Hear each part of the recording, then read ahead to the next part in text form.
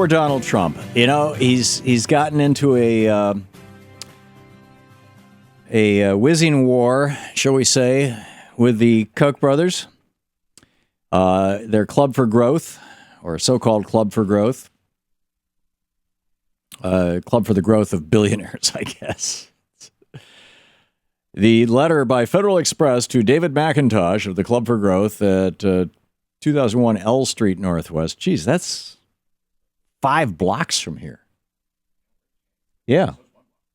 Yeah, well, L is the corner right here, but we're at 14th. 2000 would be a 20th, so it's 6 blocks. I get 6 blocks from here. Anyway, I am General Counsel to Donald J. Trump.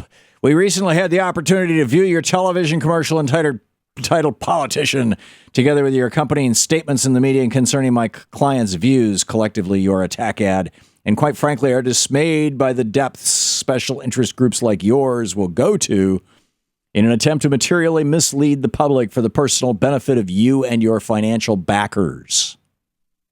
This is Donald Trump's lawyer. What he's alleging here, first of all, you would think, okay, you're complaining that the attack ad is bad, right? That you know, it's quotes from Donald Trump from like 15 years ago saying, yeah, I think taxes should go up on rich people, or you know, I'm pretty liberal, stuff like that. But that's not the basis of the lawsuit. I find this absolutely fascinating. They're not suing the Club for Growth and its donors, which include the Koch brothers. They're not suing them for releasing a false ad, because you can't do that. In the United States, you know, even though they argue that it's libel and that they may be vulnerable to damages, he just simply stated your attack ad is not only completely disingenuous, but replete with outright lies, false, defamatory, and destructive statements and downright fabrications, which you fully know to be untrue, thereby exposing you and your so-called club to liability for damages and other tortious harm. Tortious is, you know, harm that for which you can be sued in civil court. A tort is a business harm, basically. For example, while your attack ad blatantly misrepresents to the public that Mr. Trump supports higher taxes, nothing could be farther from the truth. Yeah, right. And then it goes into this this thing where he says, making matters worse, you then chose to appear on several talk shows, including Morning Joe, in which you furthered the erroneous notion that Mr. Trump supports higher taxes, even though you have absolutely no factual support for that statement. In other words, you lied. This is the very definition of libel. Now, here's where it gets interesting. Sadly, the deplorable actions of your organization, this is Donald Trump's head lawyer to the Koch brothers front group, Club for Growth. Sadly, the deplorable actions of your organization are not the least bit surprising. As I'm sure you recall, it was only a few short months ago that you very openly and shamelessly attempted to extort Mr. Trump to the tune of $1 million in exchange for your political support. Oh, really? The Koch brothers Club for Growth went to Donald Trump and said, give us $1 million and we'll endorse you? According to Donald Trump's lawyer. Indeed, you were not even the least bit discreet about your motives in that. After meeting with Mr. Trump, you immediately followed up with a June 2nd, 2015 letter requesting a contribution of $1 million in exchange for an endorsement by your organization's political action committee. You know, this is Trump's lawyer, but isn't this starting to sound like, you know, the guy who, if you run a small business in a corrupt town, you know, it's like the guy who comes around with a baseball bat in his hand and goes, nice story you got here. Be a shame if somebody smashed the windows. Maybe if you give me $20 a week, I can make sure it doesn't happen. Or is it the opposite of that? Is it, nice story you got here, I'll spread the word for you for $20 a week? Anyhow, here's back to the lawyer's letter. This is Donald Trump's lawyer writing to the Club for Growth. And speaking of them and their patrons, the Koch brothers, he said, you immediately followed up with a June 2nd, 2015 letter requesting a contribution of $1 million in exchange for an endorsement by your organization's political action committee. This contribution, you proclaimed, and he's now quoting from the letter, this contribution, you proclaimed, would have a dramatically positive impact on the club's ability to identify future free enterprise champions. End of quote from the Club for Growth letter, back to the lawyer letter from Donald Trump.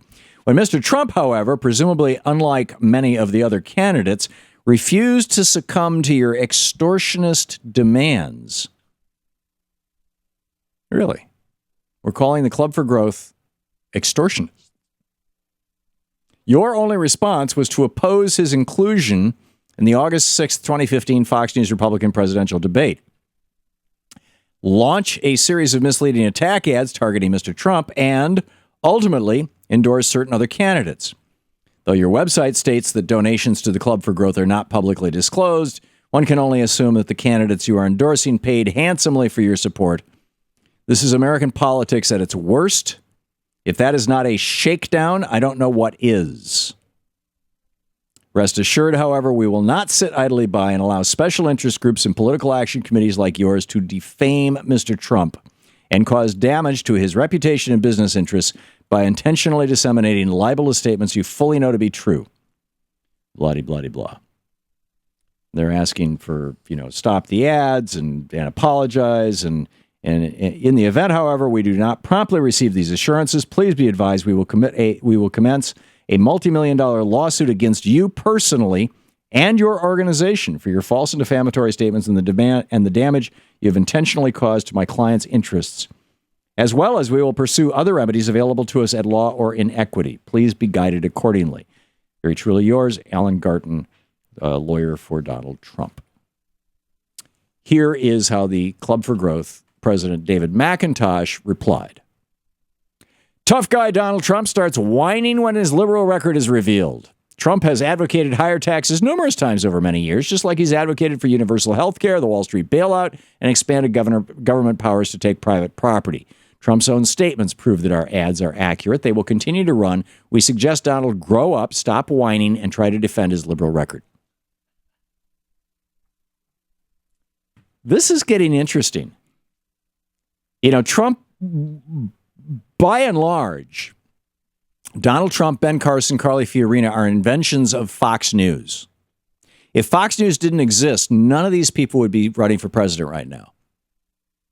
Because the Republican base has basically become nothing more or less than Fox News viewers. And Trump and Carson are constantly on Fox News. And ever since Carly Fiorina showed a little spunk in the first debate, she's been regularly on Fox News. And so, of course, they're rising in the numbers, in the polls. So now Donald Trump is actually taking on Fox News. He's in a Twitter war with Bill O'Reilly. He's biting the hand that's been feeding him. So the question now is Donald Trump bigger and more powerful than Fox so-called news? And for that matter, bigger and more powerful than the so-called Club for Growth and the other Koch brother front groups? This is, what do they say? When the elephants fight, the mice get trampled. Well, that's, I think largely what's happening. The mice being, you and me and the smaller Democrat or Republican candidates are getting wiped out. In fact, this is what Scott Walker said yesterday when he pulled out of the race. He said, I encourage other people to pull out of the race too, so that somebody can emerge with enough of enough juice to take on Donald Trump. He called him the front runner, but you know what he's talking about. So this is getting fascinating. It's like the Republican Party eating their own. And Donald Trump's statements that hedge fund managers should pay more taxes, I heard him say it, and that we should impose a 35% tariff on cars imported from Mexico, which is an increase in taxes, arguably. I think these are reasonable suggestions. But where's this fight going to go? This is the Thom Hartmann Program. And was Donald Trump just throwing stuff out to see what happens? Because he didn't repeat any of that in the Republican debates. I have a feeling he's walking it back as fast as he can because he wants to be a real Republican.